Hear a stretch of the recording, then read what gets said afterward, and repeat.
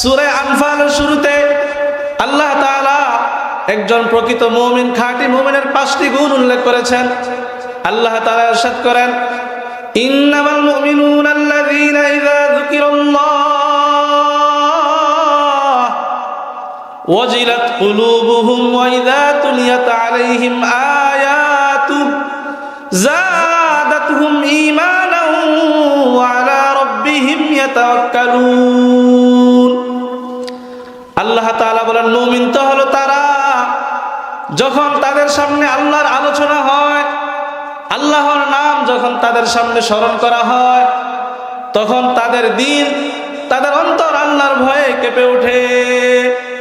ওয়াজিলাত কুলুবুহুম ওয়া ইযা তুলিয়াত আলাইহিম আয়াতুহু, যখন তাদের সামনে কোরআনে কারীমের আয়াত তেলাওয়াত করা হয়, যখন তাদের সামনে কোরআনে কারীমের তেলাওয়াত হয়, তাদের ঈমান বেড়ে যায়।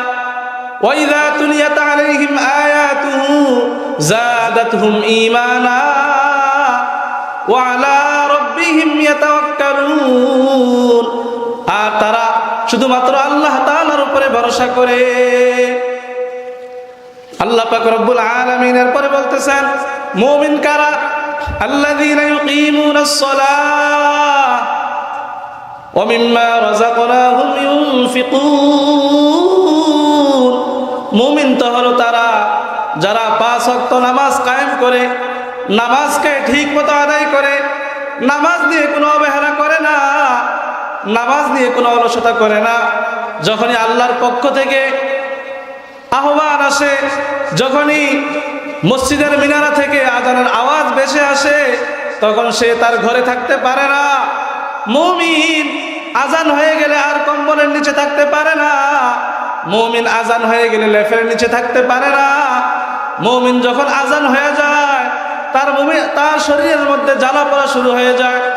কখন সে মসজিদে যাবে, কখন সে আল্লাহ তাআলার কুদরতি পায়ে সেজদা করবে, সে পাগল পারা হয়ে যায়। সেই হলো প্রকৃত মুমিন। আল্লাহ তাআলা বলেন, আল্লাযীনা ইউকিমুনাস সালাহ ওয়া মিম্মা রাযাকনাহুম ইউনফিকুন। যারা মুমিন তারা নামাজ সঠিক মতো কায়েম করে, তারা নামাজকে প্রতিষ্ঠিত করে, এবং আমি তাদেরকে যা দিয়েছি আমার দেওয়া সম্পদ তারা আমার পথে খরচ করে। আল্লাহ পাক রব্বুল আলামিন এই 5টি গুণ উল্লেখ করার পরে রব্বুল আলামিন বলতেছেন, উলাইকা হুমুল মুমিনুনা হাক্কান লাহুম দারাজাতুন ইনদা রাব্বিহিম ওয়া মাগফিরাতুন ওয়া রিজকুন কারীম। আল্লাহ তাআলা বলেন, তারাই হলো প্রকৃত মুমিন। উলাইকা হুমুল মুমিনুনা হাক্কান, তারাই প্রকৃত মুমিন, আর তাদের জন্য তাদের রবের কাছে পুরস্কার রয়েছে।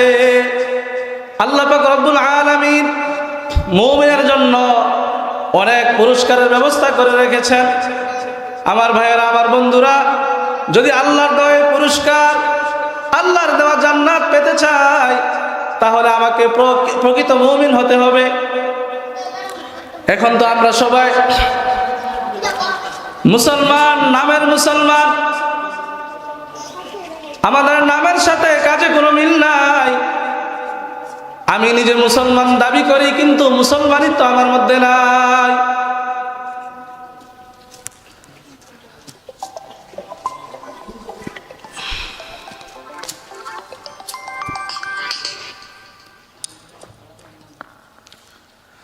আমরা সকলে নিজেকে মুসলমান বলে দাবি করি, কিন্তু মুসলমানিত্ব বলতে আমার মধ্যে কিছু নাই।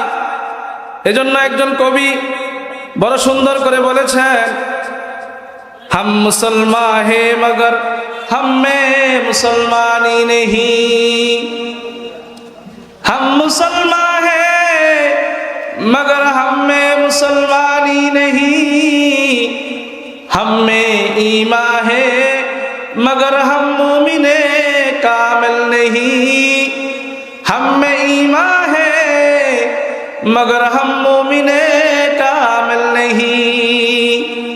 আমরা নিজেকে মুসলমান দাবি করি, মুমিন দাবি করি, কিন্তু প্রকৃত ঈমান, প্রকৃত ইসলাম আমাদের মধ্যে নাই।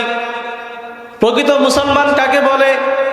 ইমাম বুখারী রহমতুল্লাহি আলাইহি বুখারী শরীফের কিতাবুল ঈমান অধ্যায় হাদিস এনেছেন।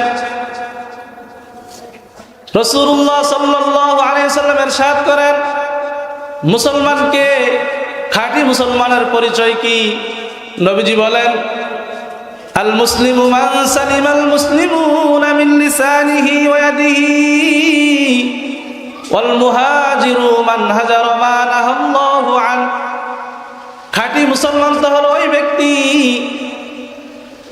যার হাত ও জবান থেকে অন্য মুসলমান, অন্য সকল মানুষ নিরাপদ থাকে। সে হাত দিয়ে কাউকে কষ্ট দেয় না, সে তার এই জবান দিয়ে কাউকে কষ্ট দেয় না, তার এই হাত জবান থেকে অন্য মানুষ নিরাপদ থাকে। আজকে আমরা সকলে